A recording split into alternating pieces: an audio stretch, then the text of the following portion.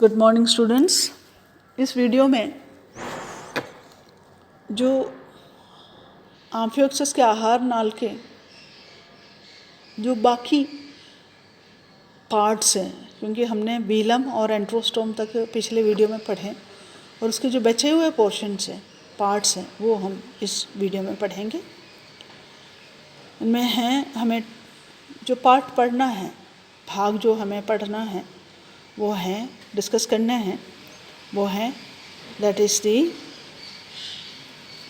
pharynx. Okay, that is the pharynx. pharynx या फिर ग्रसनी. Okay, pharynx या ग्रसनी. इनमें pharynx जो है, this is the largest part of the elementary kanal. Elementary कनाल के सबसे लार्जेस्ट पोर्शन के रूप में जो है pharynx देख सकते हैं, पढ़ सकते हैं. Very large, it is very large and spacious bag leg structure. ये पूरे एलिमेंट्री कनाल के जो लार्जेस्ट पोर्शन के रूप में है. Laterally compressed, laterally compressed chamber, पार्श्व भाग से संपीड़ित जो चेम्बर के कक्ष के रूप में या चेम्बर के रूप में उपस्थित होते हैं. And encloses the largest part of the elementary kanal. Elementary कनाल के सबसे अधिक भाग यही गहरे रहते हैं. और इनमें जो पोर्शंस हमें पढ़ना है वो है, पहला है pharyngeal wall and the gill slits. pharyngeal wall and gill slits. Okay, ग्रसनीय भित्ति और क्लोम छिद्र. pharyngeal wall and the gill slits. gill slits. Okay, इन pharyngeal wall में करीब जो पोर्शन उपस्थित होता है, पहले है that is the pharyngeal wall and gill slits. ये क्या है मैं आपको डिस्क्राइब करती हूँ. ओके, द lateral wall, इसकी the lateral walls of pharynx, they are perforated by 150 to 200 pairs of small openings. Okay, they are vertical openings. उदग्र काट होते हैं, ओपनिंग्स होते हैं, छिद्र होते हैं. करीब इसकी संख्या 150 से लेकर 200 जोड़ी दोनों भागों में पाए जाते हैं. Set narrow and vertical openings होते हैं. ओके, वर्टिकल ओपनिंग्स होते हैं और इनको कहते हैं, इस ओपनिंग्स को कहते हैं ब्रैंकियल अपर्चर और गिल स्लिट्स और गिल क्लेफ्ट्स. अब इसका फंक्शन क्या है? The pharyngeal cavity communicates with the atrial cavity. जो pharynx का जो कैविटी है, pharyngeal गुहा, ग्रसनी के जो गुहा है, वो एट्रियम के साथ में कम्युनिकेट करते हैं. यानी कहने का मतलब ये है, इसी छिद्रों द्वारा, गिल स्लिट्स के द्वारा जो वाटर होगा वो वाटर pharynx के जो कैविटी से एट्रियम में चले जाते हैं. ओके, इसका जो नंबर है, number increases with its animal and that is added on the posterior side of the pharynx. जो नए नए बनते हैं, न्यू जो गिल स्लिट्स होते हैं, वो pharynx के पीछे की ओर ऐड करते चले जाते हैं. ओके, अब the portion of pharyngeal wall between two adjacent gill slit, what is it called? You know, यानी दो लगातार पाए जाने वाले गिल स्लिट्स के बीच की जो pharyngeal wall होता है, ग्रसनीय दीवार होती है, उसको क्या कहते हैं पता है आप लोगों को? That is known as branchial lamella और द गिल बार्स. यानी portion of pharyngeal wall between two adjacent gill slits, इसको ब्रैंकियल लैमेला या गिल बार्स कहते हैं. ओके, गिल बार्स कहते हैं. और इनमें that consist of ciliated epithelium covering both ectodermal and endodermal. Okay, यानी इनमें सीलिएटेड एपिथेलियम होते हैं जो दोनों जो है एक्टोडर्म एवं एंडोडर्म से निर्मित होते हैं.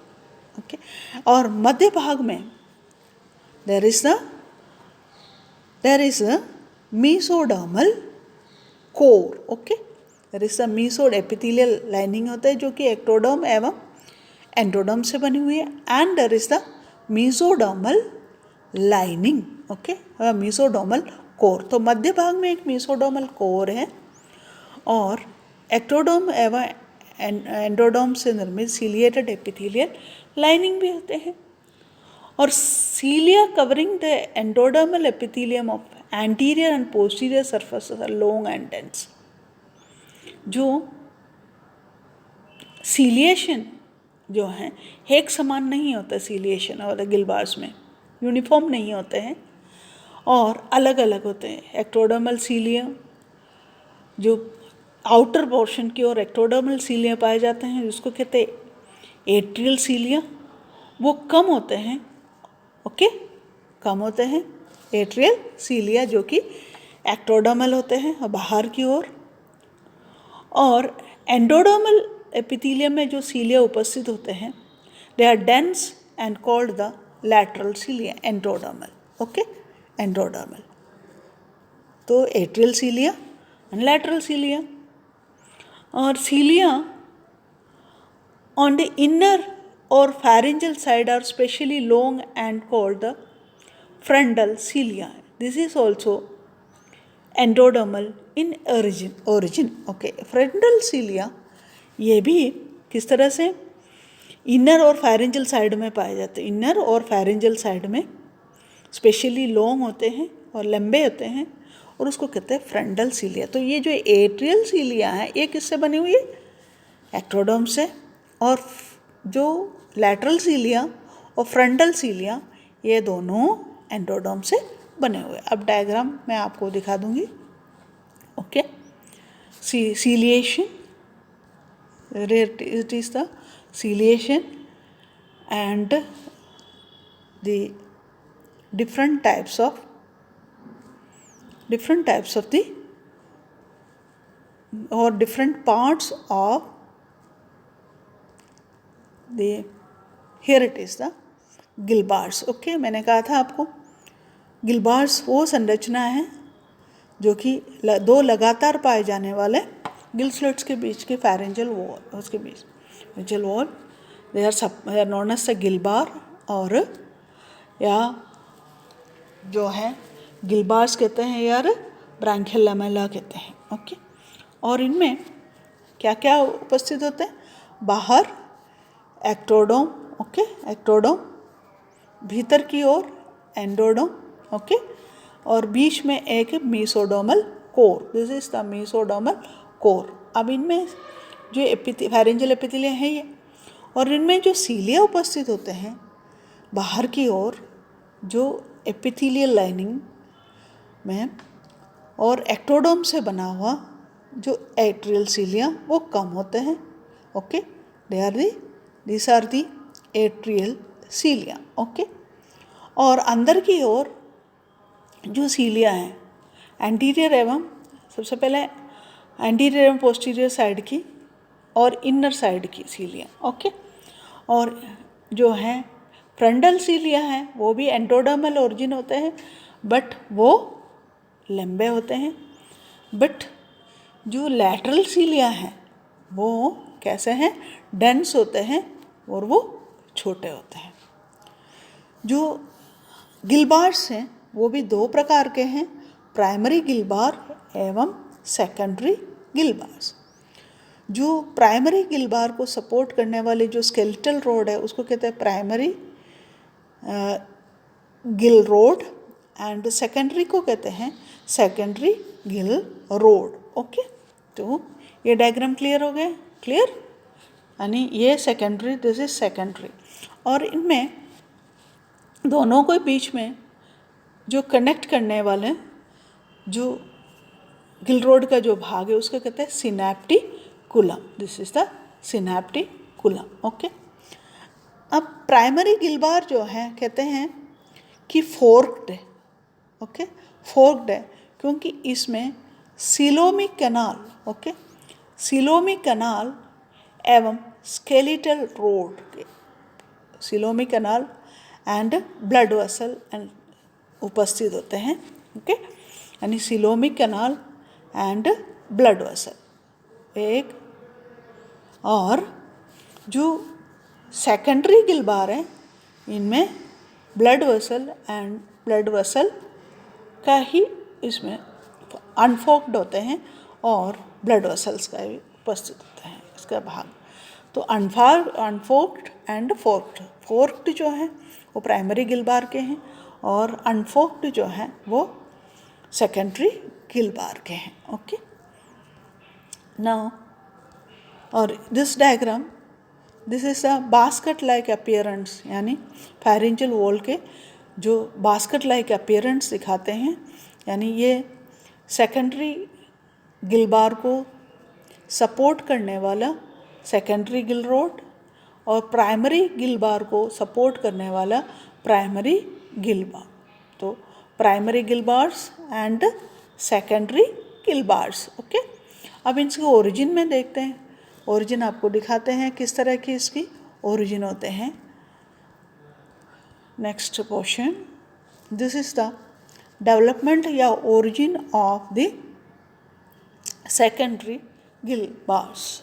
ये प्राइमरी गिल बार की डोर्सल साइड से एक टंग बार के समान वेंट्रल साइड की ओर ये स्ट्रक्चर ग्रोथ वृद्धि करते हैं और वृद्धि करके नीचे वेंट्रल साइड में ये मिल जाते हैं, ओके। और उसके बाद ये डिवाइड होता है and it forms the secondary gill rod और gill upper, that is the secondary gill bar. और उसको सपोर्ट करने वाले इसके अंदर की ओर जो रोड है उसको कहते हैं गिल, सेकेंडरी गिल रोड। यानी इसका डेवलपमेंट क्लियर हो गया, यानी एक टंग बार के समान, यानी किससे, प्राइमरी गिल बार की रूफ से, from the roof of primary Gill bars arises A tongue bar that grow towards the ventral side, okay, ventral side of or the floor of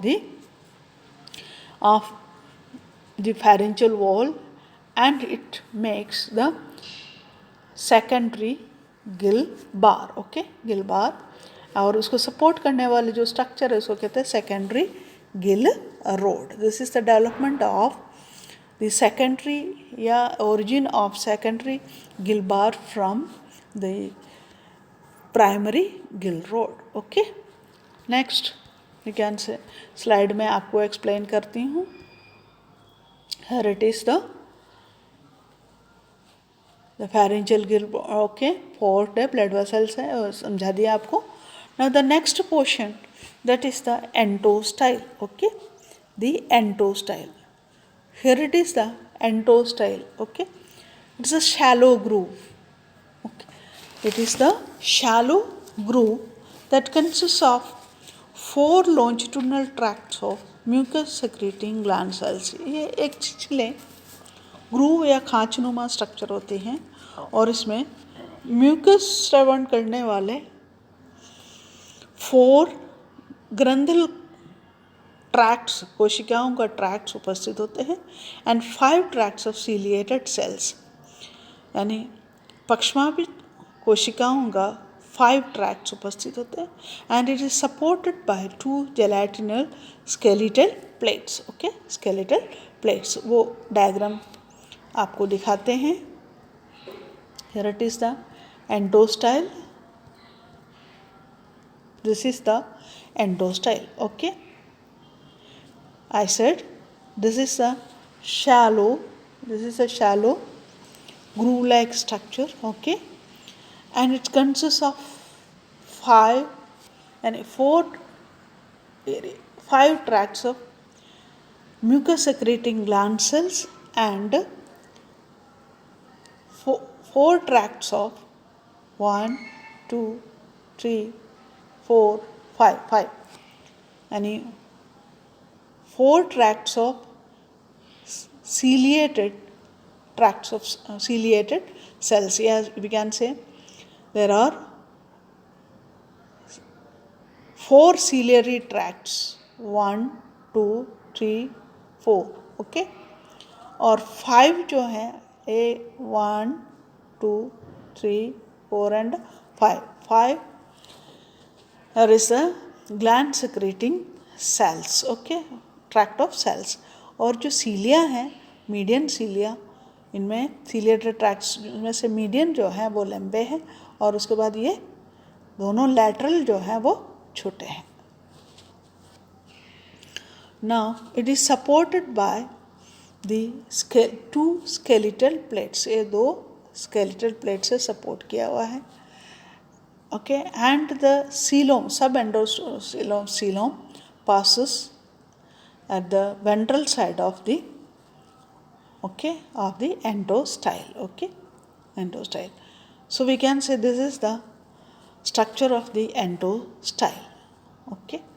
Now next, here it is the portion. Endostyle के बाद में है hypo और epipharyngeal groove. Epipharyngeal groove is the prominent ciliated groove mid dorsally along the roof of the pharynx. Pharynx के जो roof या छत पर मध्य पृष्ठीय भाग से सीलिएटेड ग्रूव होती हैं, इसको कहते हैं एपीफैरिंजल ग्रूव. नेक्स्ट जो स्ट्रक्चर है that is a peripharyngeal bands, pair of narrow ciliated tracts. एक जोड़ी ciliated tracts, narrow ciliated tracts उसमें उपस्थित होते हैं. From anterior end of the endos शुरू होता है. द स्टार्ट से originate from anterior end of the endostyle and run obliquely upwards and backwards along lateral wall of the pharynx. पीछे के सबसे पहले तिरछे रूप में ऊपर की ओर जाते हैं और पीछे की ओर जा करके फैरिंग्स की लेटरल फैरिंग्स की जो पार्श्व दीवारों से पीछे की ओर जाके पीछे that unite at the anterior end of epipharyngeal groove. Okay. Next, that is the esophagus. Esophagus is the starts from the, or we can say posterior part of the pharynx opens into the esophagus. Okay, that's the small portion. Next, that is the intestine. Intestine जो है, intestinal portion we can divide the intestinal portion into two. That is, it is the main three portion. We can say midgut, hindgut and rectum portion. तीन portion intestine का तीन portion है. और at the junction of the esophagus and midgut there is a blind pouch which is known as the midgut diverticulum. Okay, midgut diverticulum, and there is the lining of midgut on the right lateral side bears the crescentic lateral ciliary tract. Okay, right lateral side में एक अर्धचंद्राकार lateral ciliary tract उपस्थित, क्रेसेंट्रिक lateral ciliary tract उपस्थित होते हैं. इसके बाद there is midgut is followed by, उसके midgut जो है that is followed by a densely ciliated ileocolic ring. इसकी जो मिडगट है उसके आगे एक इलियोकोलिक रिंग उपस्थित होते हैं. Okay, ileocolic ring.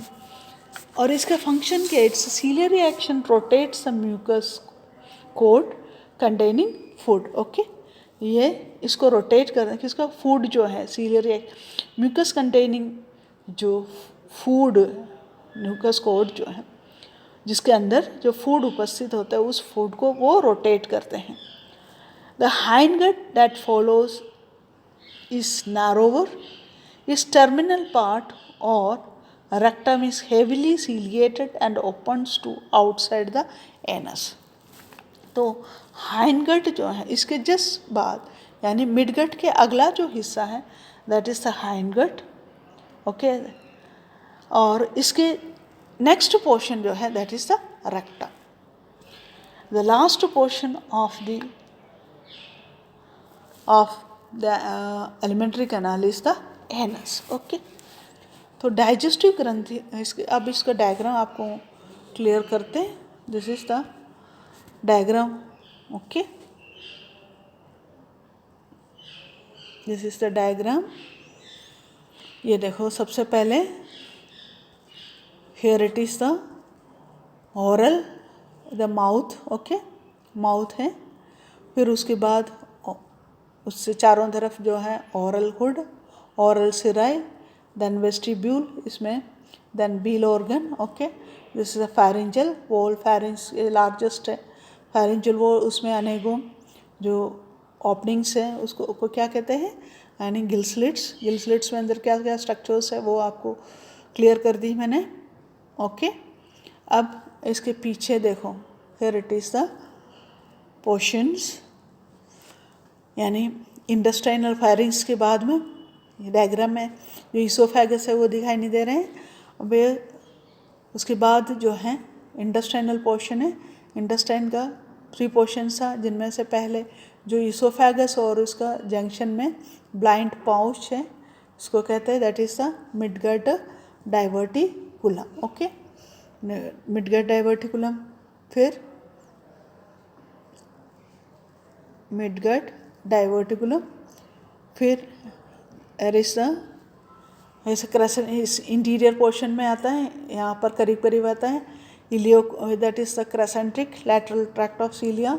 फिर यहाँ इलियोकोलिक रिंग, फिर hindgut, then rectum and the anus portion, okay. And this is the structure of alimentary canal, okay.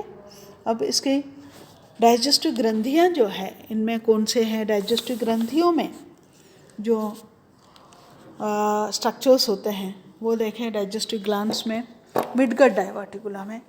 Midgut diverticulum जो है it acts as the digestive gland. Often it is referred to as the digestive gland, and I said it is the blind pouch, okay. अब इनमें जो ciliate, that consists of ciliated groove and that helps for the movement of the food. इसके अलावा कुछ साइमोजन sales उपस्थित होते हैं that can secrete the number of digestive enzymes. Besides this, there are some epithelial lining of intestine also contains numerous gland cells that also secrete the digestive enzymes, okay.